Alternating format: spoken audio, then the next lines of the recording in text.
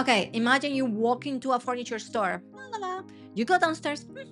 You find a door that should not exist. What? And you never find your way back out. Yay! Not.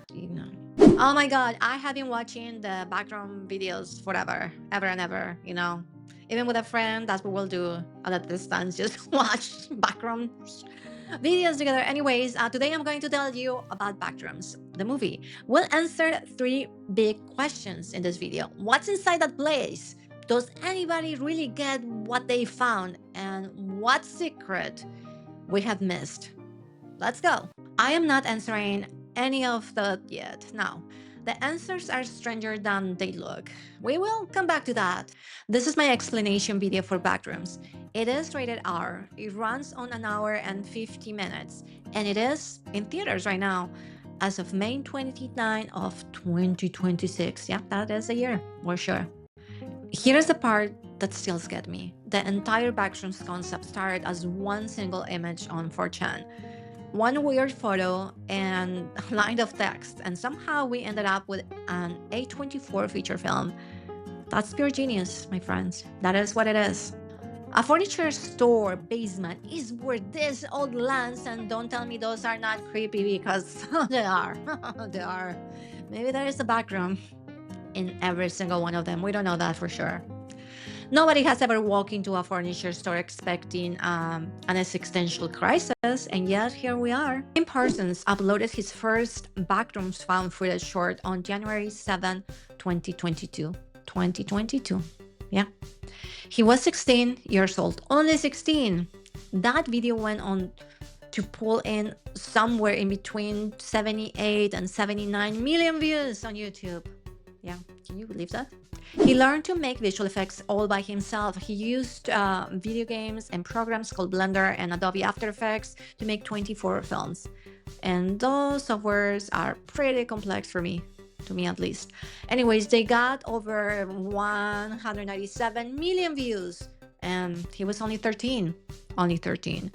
He got arthritis, which made walking hard sometimes, so he started creating things on computers instead. So this guy built amazing digital worlds from his bedroom because he couldn't always go outside. Later, he got to bring all of this into the real world. That's one of the coolest parts of the story of, I don't know, I'm probably in the universe right now.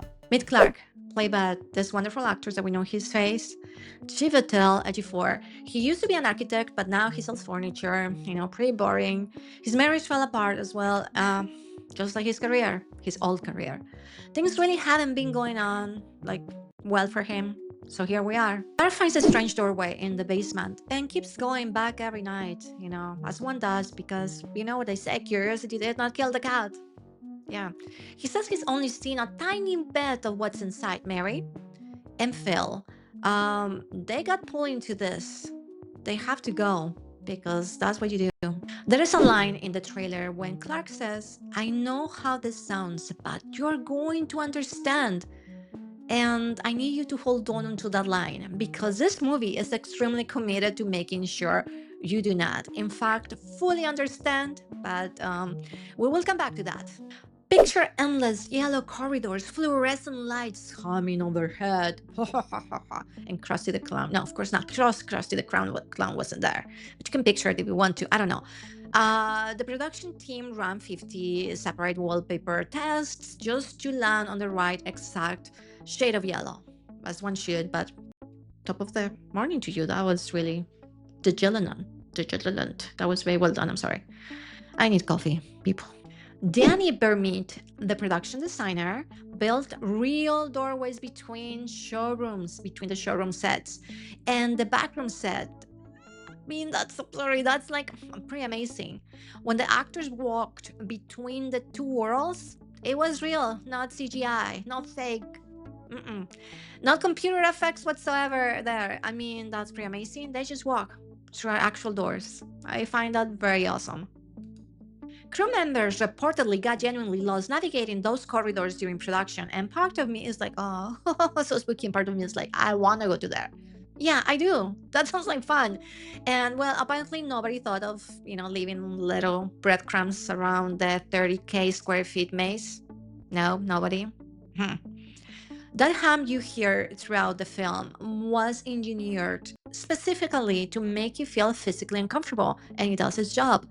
And based on the audience reactions, of course, it worked. What do you think? Okay, Kane Parsons pre-visualized 90% of the film on Blender. I have used Blender, I use it, and it's that mad cow software. So let me tell you that. So he did that, and I'm even more impressed now. Yeah, so that's pretty amazing on itself. And he stress tested the entire movie from his bedroom first. I mean, that's pure genius, of course. And this is how the production stayed on schedule without going on a single day over. I never heard of that happening. Never. He also co-composed the entire musical score along Ed Van Bremen. Bremen. I'm sorry, I barely know how to pronounce my name, but I'm happy for you. He has trained as a pianist since he was 8. 8. People, 8.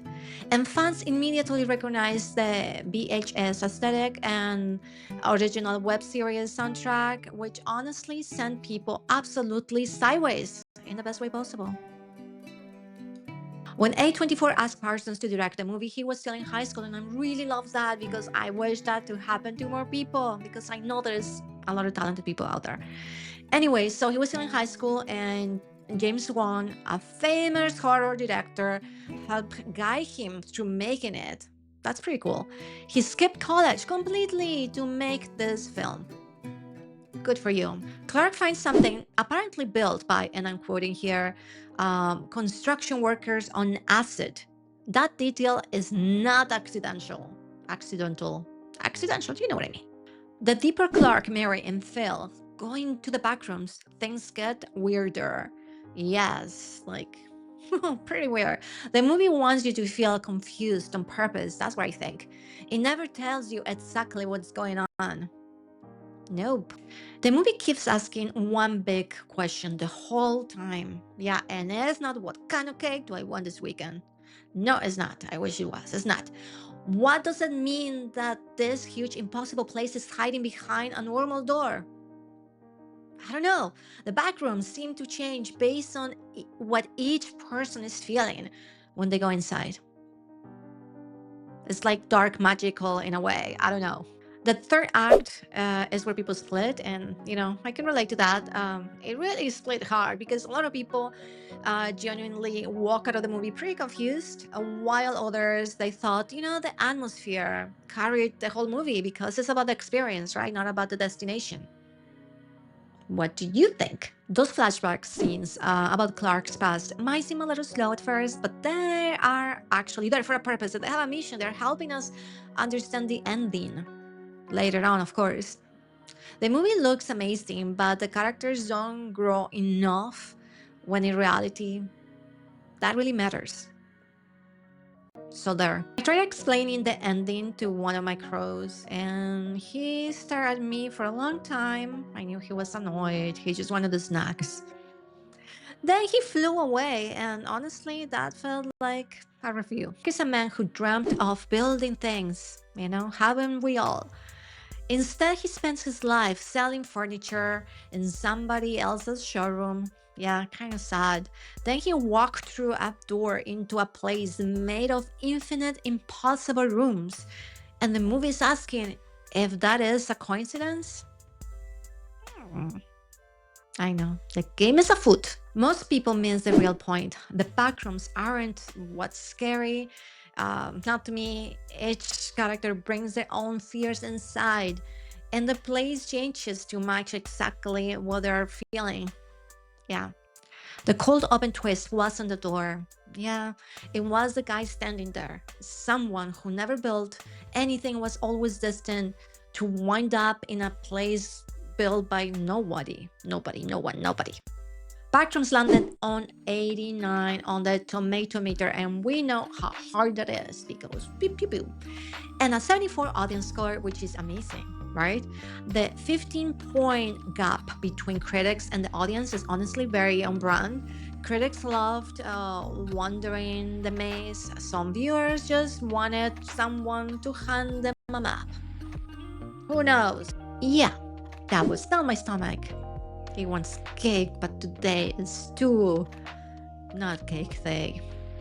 That's on Sundays. Anyways, the film made $81 million in America and won $18 million worldwide on its first weekend.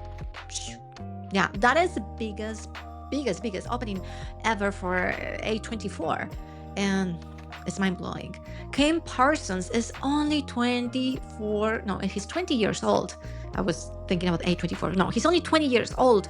And this is making him the youngest director to have a #1 movie. Like, what? And I'm here for it. I think it's amazing and I want to see more. Backrooms is in theaters right now. Go see it. Yeah, you will have fun. And if you walk out of the theater and step into a hallway that feels a little too long, a little too yellow, and a little too creepy or too quiet, that's on you, my friend. I told you exactly what was behind the door, and you choose to go. Yeah, Micro already knew.